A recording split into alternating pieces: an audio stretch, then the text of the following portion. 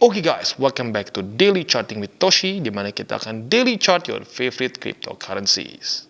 Oke, dalam 24 jam terakhir, cryptocurrency market kembali meningkat sebesar 3,38%.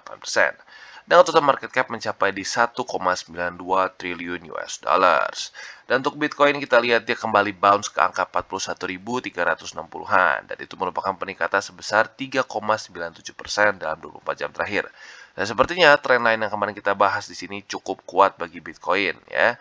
Nah, buat kalian yang belum tahu ini tren lain apa, kemarin gue bahas di DCWT ya. Jadi buat kalian yang mungkin belum nonton, ya boleh balik lagi lah. Soalnya panjang lagi kalau jelasin di sini ya. Selanjutnya kita lihat untuk Ethereum dia naik sebesar 3,74% dengan harga di 3.100-an. BNB kembali meningkat di atas dari $400. Itu merupakan peningkatan sebesar 2,89. XRP naik 3,13 dan seterusnya. Ya, jadi overall semua meningkat. Luna juga ya, termasuk salah satu yang paling besar, sebesar 6,46%. Nah, kalau kita lihat daily close dari Bitcoin bagus ya. Dimana dia kemarin dengan body yang cukup full ya, cukup jelas dan ini menunjukkan momentum dari Bitcoin cukup baik. Tetapi catatannya apa? Volumenya walaupun kemarin candle lebih besar itu menurun. Ya, jadi ada penurunan volume. Dan tentunya hari ini dalam beberapa hari ke depan lah bisa dibilang ya, cukup menentukan nih apakah MA50 akan berubah menjadi resisten atau tidak ya. Karena seperti biasa ya, kemarin kapitulasi lumayan besar pada tanggal 11 April. Kapitulasi. Nah, biasanya ya ini akan menjadi penentuan apakah dia bisa apa dia akan cuma retest atau dia akan tembus lagi MA50 ya. Tentunya ya kita sebagai kalau yang bullish ya, yang megang spot inginnya sih tembus ya. Tapi ingat harus kita pertimbangkan ada penurunan volume. Jadi itu untuk Bitcoin. Dan kalau kita lihat juga secara lebih garis besarnya ya, kita akan ubah dulu sedikit ini MA20-nya kita ubah ke bull support band ya. Dimana bull support band ini masih menjadi PR bagi Bitcoin ya. Kita lihat di weekly-nya dia semakin mendekat sih sekarang ke sana ya. Tetapi ya seperti yang kita sudah bahas sebelum-sebelumnya, seringkali apa namanya antaranya kalau dia turun seperti ini ya, seringkali antara dua ya. Antara dia 2 sampai 3 bulan di bawah lagi atau winter dan kalau mau yang bullishnya technically speaking pernah terjadi di 2013 ya, di mana di 2013 ini dia sempat drop dari bull support band, tetapi langsung lagi naik ya. Ini di tepatnya di sini ya, iya di sini, di mana dia sempat ngedrop di bawah dari bull support band, tetapi minggu depannya langsung menemukan lagi volume dan lanjut lagi ke atas. Dan kebetulan juga sama ya, ini waktu tapering di tahun 2013. Jadi ini taperingnya waktu setelah mortgage crisis di Amerika ya, dan ini the Fed-nya tuh chairman-nya masih Ben Bernanke ya, sekarang udah jauh pensiun. Tapi intinya apa? Pernah terjadi seperti ini. Tapi harapannya bisa terjadi seperti ini nggak terlalu besar. Karena setahu gue baru sekali aja yang pernah seperti ini ya. Biasanya ya antara dua itu. Antara jadi winter seperti ini bertahun-tahun. Atau bisa juga bear market pendek. Seperti di sini. Contohnya di sini. Lalu di sini. Dimana sekitar 2-4 bulan dia akan ya mencoba terus untuk tembus. Kalau berhasil tembus, yang penting selanjutnya adalah retest. Nah, kemarin sayangnya apa? Kemarin tuh udah tembus ya pada tanggal 21 Maret. Tetapi retestnya gagal ya, jebol lagi pada tanggal 4 April. Nah, kalau dia berhasil seperti di sini, secara statistik rata-rata Bitcoin akan menemukan new all time high. Dan benar di sini ya, dia berhasil menahan sebagai support jadi new all time high. Nah, jadi tentunya PR besar dari Bitcoin secara lebih makronya adalah kembali menembus bull support band ya, lalu bukan cuma menembus ya. Dia menembus, biasanya butuh follow through. Rada naik lagi. Nah, setelah itu dia retest lagi dan bertahan. Jadi sama di sini nih. Jadi butuh movement seperti ini ya. Tembus, follow through, lalu ada retest lagi dan mantul. Nah, ini yang penting ya. Kalau dia bisa mempertahankan ini biasanya new all time high. Jadi kurang lebih seperti itu dan pada hari ini sebelum kita lanjut lagi ke altcoins lain, ada berita bagus dari Bybit yang akan kita bahas sekarang. Oke, dan ini dia promo dari Bybit, berbagi kebaikan di bulan Ramadan, di mana kita bisa memenangkan trip ke Dubai plus juga total THR sebesar 86.000 US dollars. Dan ini berlaku dari tanggal 12 April sampai tanggal 5 Mei. Jadi masih cukup oke ya, masih cukup lama. Nah, kalau kita lihat di sini ini hanya spesial untuk di Indonesia saja. Dan kita bisa lihat hadiah apa saja, paket wisata ke Dubai, 8 hadiah THR, dan juga total bonus sebesar 80.000 USDT. Hadiah pertama, ya, undian berhadiah 2 paket wisata Dubai plus 8 hadiah THR. Caranya apa? Tugasnya yaitu dengan deposit dan trade spot atau derivatif untuk dapatkan tiket undian. Ya, jadi kita bisa lihat di sini. Nah, semua akan bisa mendapatkan satu tiket apabila deposit lebih dari 50 USD. Ini hanya untuk depositor pertama. Buat yang sudah pernah deposit sebelumnya nggak bisa, ya. Trade dengan volume lebih besar daripada 10.000 USD di derivatif. Nah, ini untuk semua pengguna. Untuk di spotnya sama volume tapi jauh lebih kecil, yaitu hanya 500 USD saja. Dan ikuti kampanye bulan Ramadan di Instagram @bybitindonesian, ya, di sini. Nah, ini untuk semua pengguna, ya. Lalu total hadiah undian, kita bisa lihat paket wisata ke Dubai itu bisa jumlahnya 2 pemenang. THR 1000 USDT itu satu orang, THR 500 satu orang, 300 satu orang, dan seterusnya, ya. Yang mungkin lumayan banyak adalah yang 50, ini ada 4 orang, ya. Caranya seperti apa? Yang pertama, Anda dapat mengumpulkan maksimal hingga 4 tiket undian. Lalu yang kedua, undian akan dilakukan secara langsung di grup Telegram Bybit Indonesian, jadi semuanya transparan. Yang ketiga, jadwal undian akan diinformasikan di grup Telegram dan di Instagram Bybit Indonesia @bybitindonesian pada hari terakhir acara. Yang keempat, pemenang akan diumumkan di Telegram dan di Instagram Bybit Indonesian. Untuk kampanye Ramadan di Instagram, mohon kunjungi link ini. Nanti buat kalian yang ini akan gue taruh linknya di bawah, ya, untuk melihat informasi selengkapnya. Sebanyak 10 pemenang akan terpilih akan mendapatkan masing-masing satu tiket undian lagi, ya. Lalu yang kedua, ada bonus dengan total hadiah 70.000 USDT. Tugasnya apa? Lakukan deposit pertama minimal senilai 20 USD untuk mendapatkan bonus 5 USDT. Nah, ini hanya berlaku untuk pengguna yang pertama kali melakukan deposit di Bybit, ya. Yang kedua, pengguna harus melakukan deposit senilai lebih dari 20 USDT atau USD aja lah, ya, agar memenuhi syarat. Yang ketiga, hadiah yang diberikan berupa bonus senilai 5 USDT dengan basis siapa cepat dia dapat. Dan yang keempat, penarikan sama periode ini akan membuat peserta didiskualifikasi untuk menerima hadiah. Ya, jadi pastikan di hold dulu sampai beres. Dan yang ketiga, ini bonus dengan nilai total 10.000 USDT. Tugasnya apa? Trade spot atau juga ya derivatif dengan volume yang tertinggi, ya. Detailnya, 5 trader spot dan 5 trader derivatif terbaik akan berbagi total hadiah senilai 10.000 USDT atau USD lebih tepatnya, ya, dalam bonus secara merata. Trader terbaik ditentukan oleh volume trading selama periode acara. Yang ketiga, volume trading yang dihitung hanyalah volume trading selama periode acara. Jadi kalau sudah lewat, ya sebelumnya nggak dihitung, ya. Yang keempat, trader akan memperdagangkan pasangan spot dan derivatif apapun. Jadi terserah, nggak ada spesifiknya harus pair apa, apapun boleh, ya. Nah, jadi ini beberapa frequently asked questions buat kalian yang mungkin masih penasaran, boleh langsung cek nanti link yang gue kasih. Dan ini adalah syarat dan ketentuan. Pastikan sebelum kalian ikut semua program ini, baca dulu baik-baik semua syarat dan ketentuan supaya tidak ada kesalahpahaman, ya. Jadi kurang lebih seperti itu berita baik dari Bybit. Oke, dan kita balik lagi ke Bitcoin, di mana kita bisa lihat seperti yang kita bahas tadi, ya. Bitcoin ini sekarang sedang kemungkinan besar akan meretest MA50. Nah, ini menjadi satu pertanyaan besar. Apakah MA50 ini akan menjadi tukang pukul, ya? Kita ke reject dan lanjut lagi turun membuat lower low hingga sampai ke daerah 37 dan 35. Atau bisa saja Bitcoin menemukan momentum dan menembus lagi.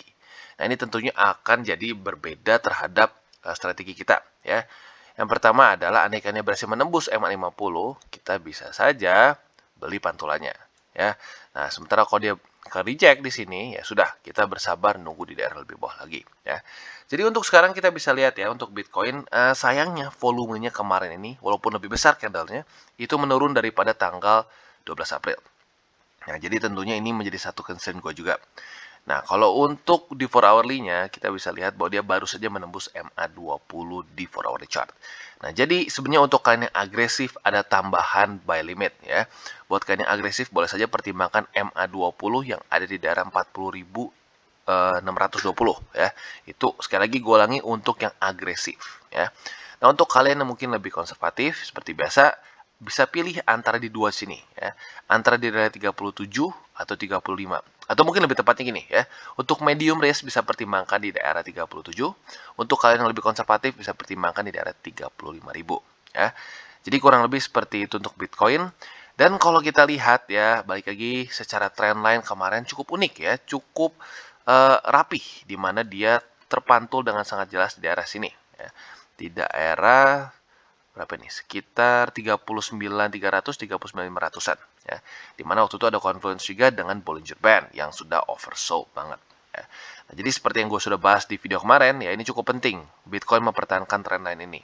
Karena kalau sampai tembus, ya kita tahu pernah ada price action yang cukup mirip seperti ini di tahun 2000 antara 13 atau 17. Coba kita lihat ya, sudah gue bikin dulu di sini. Di tahun berapa? Oh, 2017. Ya, tepatnya 18 lah ya. Dimana kita bisa lihat ada satu trendline yang terbangun saat dia tembus dan gini, sama-sama reject oleh EMA 200 ya, sama-sama reject oleh EMA 200 di daily. Setelah itu tembus trendline, ya winter ya. Semoga saja tidak tembus seperti ini. Dan mungkin perbedaan yang lainnya juga adalah di sini dia membuat lower high ya. Sementara kalau di sini ya Bitcoin masih terus membuat higher high, which is good ya. Jadi semoga saja ya dengan bentuk-bentuk candle seperti ini dan pola-pola seperti ini, Bitcoin masih lebih bullish dibandingkan dengan kondisi di 2018 ya. Jadi kurang lebih seperti itu untuk Bitcoin.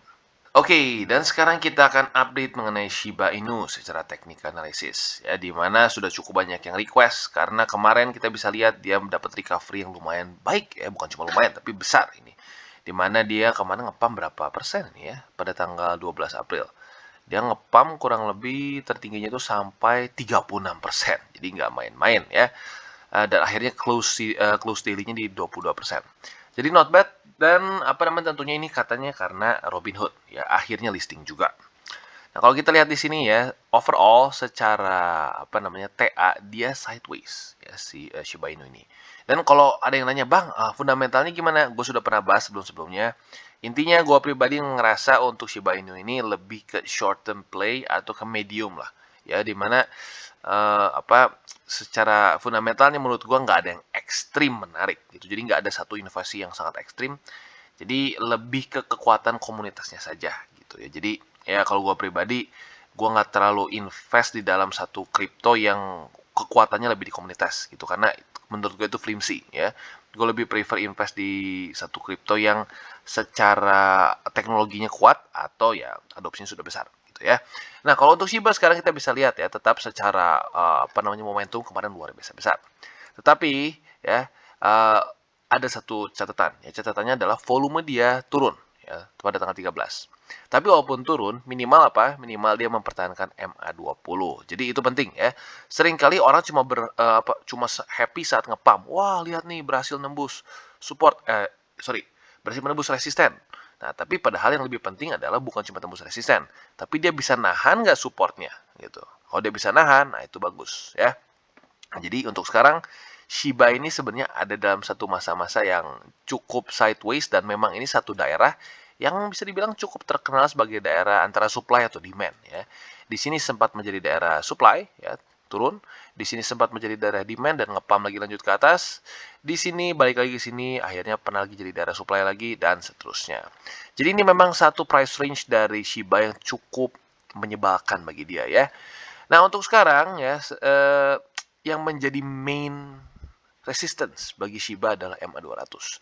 Karena kita lihat nih, sejak dia drop pada tanggal 20 Februari di sini ya, dia struggling untuk terus mencoba menembus MA200.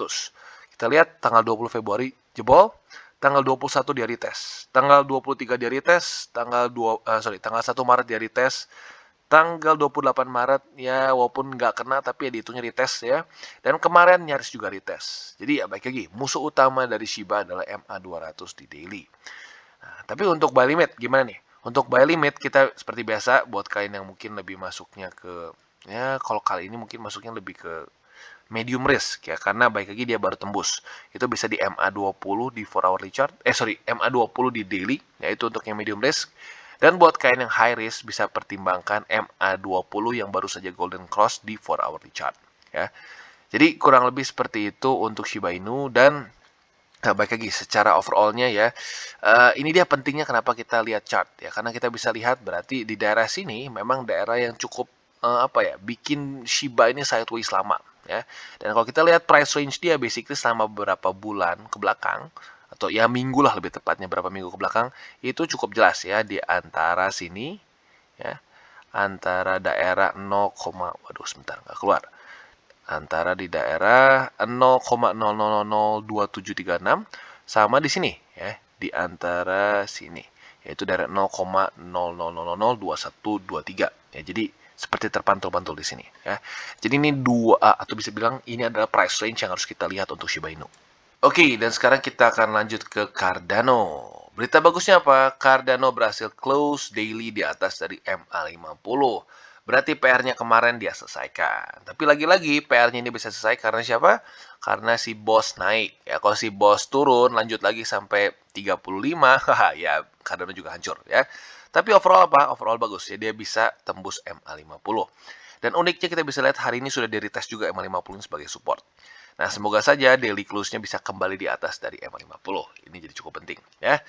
Nah, jadi itu PR-nya untuk Cardano. Dan kalau untuk buy limit ya, ini masuknya jadi lebih ke sebenarnya agresif ya. Jadi buat kalian yang cenderung agresif bisa pertimbangkan MA50 di daily, yaitu di harga 97 sen ya. Nah, kenapa masuknya lebih ke high risk? Karena baik lagi dia baru saja tembus kemarin, jadi retestnya hari ini masih berlangsung ya. Kalau ini masuknya ke kalau ini bisa dihitung sebagai medium atau konservatif apabila sudah terjadi follow through. Ya sudah terjadi terpantul, follow through, retest lagi, nah itu lebih masuknya ke konservatif ya. Untuk sekarang jadi masuknya masih lebih ke agresif. Ya, jadi gue ulangi lagi, untuk Cardano buy limit bisa pertimbangkan di daerah 97 sen. Tapi sekali lagi gue bilang ini masuknya ke high risk ya. Jadi kurang lebih seperti itu untuk Cardano dan overall untungnya Bitcoin lanjut naik. Oke, dan selanjutnya kita masuk ke Solana. Dan kita bisa lihat kemarin Solana masih tetap reject oleh daerah 106 dolar. Dimana kita bisa lihat yang wick sampai sini, tapi lanjut lagi close-nya sedikit di bawah dari situ. Ya, artinya apa? Belum berhasil tembus. Tapi kita bisa lihat momentumnya dilanjutkan di hari ini, di mana sekarang sudah di daerah 106 dolar lebih 38 sen. Alias sudah di atas dari 106 dolar. Ya, that's good. Tetapi baik lagi ini belum close, masih ada di sekitar 21 jam lagi ke depan. Nah, jadi PR untuk Solana jelas ya, yaitu adalah close daily di atas dari 106 dolar. Nah, kalau sudah dia berhasil close di atas dari situ, kita bisa lihat ini ada kemungkinan akan terjadi price action yang mirip-mirip seperti di XRP ya, di mana ada terjadi permainan pingpong yang lumayan lama ya, beberapa hari bahkan sampai bisa dibilang beberapa minggu. Dimana setelah dia masuk ke daerah resisten di sini, dia akan terpantul-pantul antara ya si resisten yang become support dan juga resisten yang bisa di atas. Ya, jadi akan pantul seperti ini. Ya, kalau dia berhasil breakout lagi, ya berarti pindah price range. Nah, kalau dia breakdown, ya lanjut lagi turun. Ya, nah jadi untuk Solana ada kemungkinan akan seperti itu. Jadi buat kalian yang scalpers nih ya pasti seneng. Karena kenapa? Kalau sudah masuk ke price range ini akan enak untuk ngelihat di mana support dan resistennya. Ya. Jadi kurang lebih seperti itu untuk Solana. Dan untuk buy limit sebenarnya nggak terlalu beda jauh ya. Untuk yang konservatif masih di MA50. Plus mungkin untuk kali ini kita tambahkan buat kalian yang lebih agresif bisa pertimbangkan MA200 di daerah 104 dolar lebih 72 sen. Jadi gue ulangi, untuk yang agresif di 104 dolar lebih 72 sen. Dan untuk kalian yang lebih konservatif di MA50 di daily yaitu di 99 dolar lebih 78 sen ya. Oke, jadi kurang lebih seperti itu untuk Solana. Oke, dan selanjutnya kita masuk ke Ethereum.